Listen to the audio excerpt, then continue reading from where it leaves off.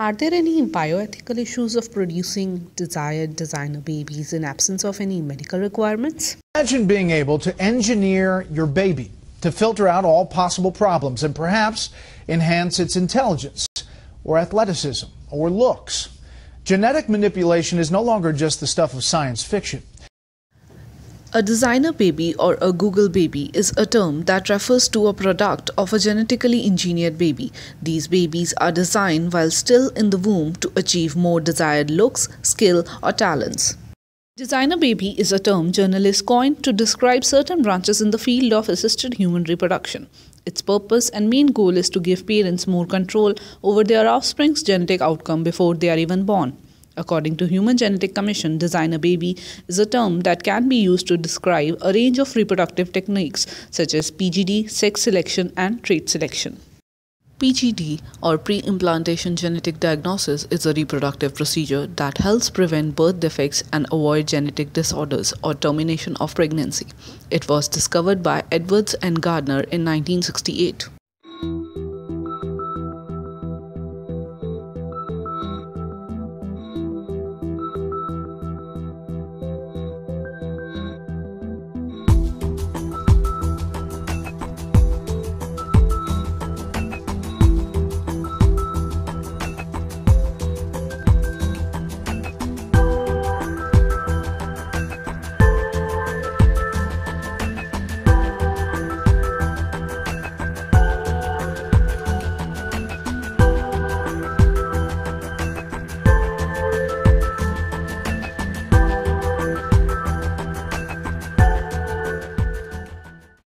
Though PGD technique was initially introduced as an attempt to treat a disease or genetic disorder, now it has become an instrument for improvement and customer choice.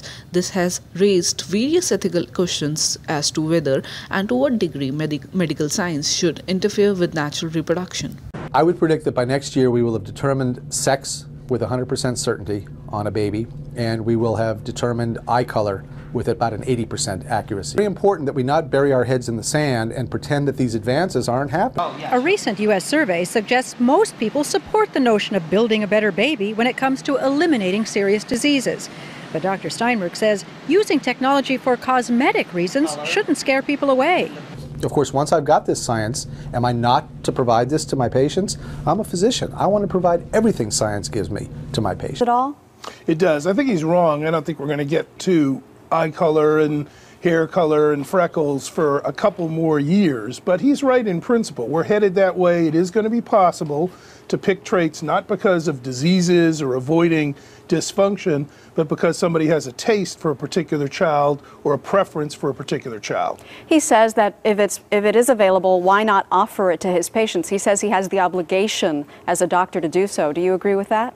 I disagree completely. There are really three things, Maggie, to think about here. One is when you move away from diseases, who's to say what's the better trait? Is it better to be redheaded than it is to be brown-haired? Is it better to have freckles or not?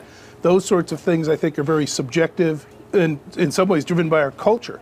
Secondly, you're going to have the rich using these technologies, and that's going to advantage them further. It's not going to be something the poor get to do. Lastly, you got a problem here. Why are doctors in this business at all? The doctor said, I have to serve my patients, but is this just a cash business where you'd say, you know, I want a child with short arms, I want a kid with athletic ability? Yeah, okay, well, we'll do that. Is everything and anything for sale at the fertility clinic?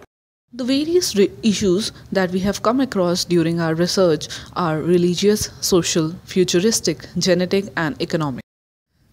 Religion and culture are potential factors that may influence the acceptance of reproductive techniques. Religious perspectives on IVF differ considerably. For example, the Catholic Church claims that these are unethical procedures for the following reasons. Babies are born based on good relationships and marriage, but during IVF process, embryos would be damaged. In contrast, the Anglican Church positions that after fertilization, there is a 2-week period during which the embryo cannot be considered as a person. Therefore, these techniques are accepted as an ethical and legal procedure. Although Islam is against the use of gametes, it allows the use of IVF in cases of infertility. Coming to social issues, embryo destruction is being done using PGD, which is causing imbalance in the sex ratio. On an average, each missing girl is an outcome of at least 2 fetal sex determination. Use of genetic modification could lead to eugenic practices, that is, creation of a homogeneous race. Allowing parents to choose their child's non-medical traits could influence society's perception of how children should be, potentially blacklisting children who are not born with these characteristics and establishing a system that focuses on an individual's genetic makeup rather than his or her intrinsic worth. It may also lead to an increase in wrongful birth lawsuits since the technology is not always 100% accurate. It may also have negative impacts on child psychology. Genetic enhancement undermines children's humanity by treating their capacity to act freely. People wish to succeed by their own efforts and considering themselves responsible for their acts. Children want to know that what they have achieved is a result of their discipline, training, and effort, and not a result of genetic enhancements. This would undermine the human power and achievements. It would be painful that the talents and power are not worthy because it is not a natural gift. In future, children will think their parents' love is contingent on the talents. It will disfigure the relationship between the parent and the child. A controversial use of PGD is for non-medical sex selection to serve parental interests in having a healthy child of a particular gender. Robertson states that requests for PGD for gender selection have come from 2 different groups.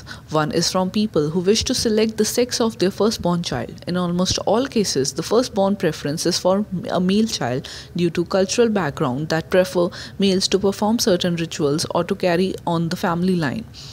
The second group is from people who have already a child of one gender and wish to have a child of the opposite gender.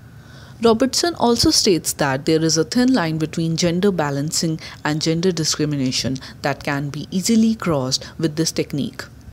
Talking about economic factors, Walensky identifies various economic factors and pressures that might also come to have a significant role in making choices regarding the nature of characteristics in newborn babies. Insurance companies, for example, may refuse to cover newborn malformations that could have been corrected before implantation. They may also have concerns over parents designing their child. Coming to critical analysis, let's see how this practice affects various bioethical principles. Children would be a victim of their parents' control over their genes, which hinders their autonomy. Sandel says parents could shape the future of their children by effective and efficient education and training as well, but such a practice is an extra control over children. This practice further ignores children's natural abilities and talents and what they wish to do themselves in future. Children should be free to choose their characteristics and their future. Talking about the bioethical principle of justice, it can be said that this technique would exacerbate social differences and the gap between rich and the poor. Genetic interventions would have more of an influence than existing causes of inequalities, such as rotten neighborhoods and lousy schools. It can cause unfair advantages to such children in further matches and competitions. This practice can further lead to class division of people based on the access to the enhancement technologies. There is, again, very less evidence that these gene enhancements could be passed down to next generations as well. This technique can also cause an injustice to the parents who invested a huge amount of money into this technique in case the child did not turn up the way their expectations were. This would affect the parent-child relationship.